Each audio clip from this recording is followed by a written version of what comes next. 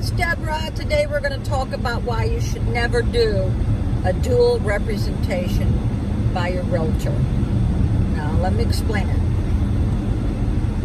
So you list your house with let's just say Coldwell Banker, and the person who wants to buy it also is using Coldwell Banker.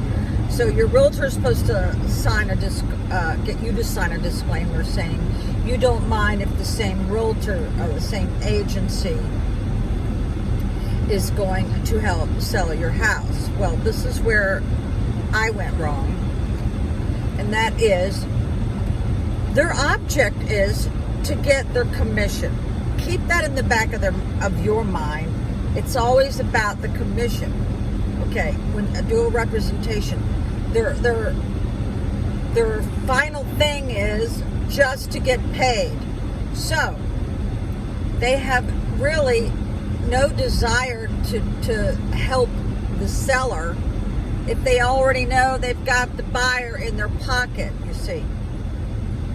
So if you need some extenuating circumstances, or if you need anything, they're going to listen to the buyer, because that's the one they don't want to piss off.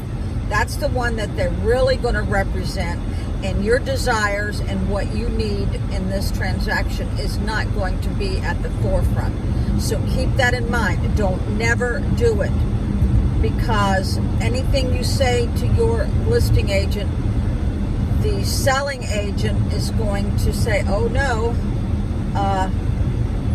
let's just listen to the buyer, right? And that's what happened to me, and it put me in such a terrible situation, because I was trying to get a little bit more time to find another house or to be able to pack my stuff up, because without the closing money, I had nowhere to go, no place to put my furniture or anything. So out of nowhere, I only had like 3 days, so I had to call some people in my life and borrow money.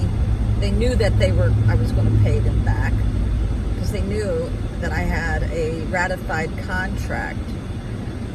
What the hell? Okay, so I had to borrow about $3,000 in order to rent a truck, to pay employees, and to get storage units. So they didn't care. They did not care. The realtor did not care that they left me in this conundrum, what is that word? Whatever, I call it a clusterfuck, okay? Because I'm disabled, you know, one of my listing agents said, well, we need you to clean up that one bedroom. Well, if I had any means to clean it up, it was just I was using it as a closet, I would have already done so.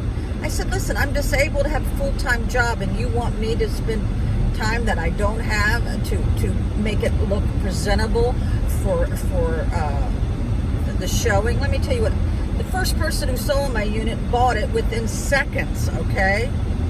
I didn't have, you know, if your realtor tells you, oh, well, you need to like go landscape that part of your yard, or go and paint that room a nice color instead of purple, you don't have to do that, people, because people who want to buy your house, they can do it themselves.